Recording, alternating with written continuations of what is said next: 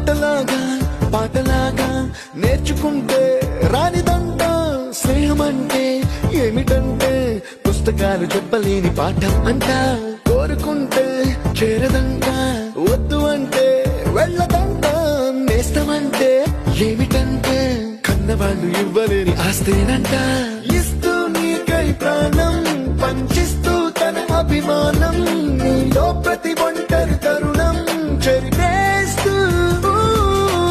ఎన్నో వేల కథలు అరే ఇంకో కథ మొదలు छोटी छोटी छोटी छोटी छोटी छोटी बातें मीठी मीठी मीठी मीठी मीठी मीठी यादें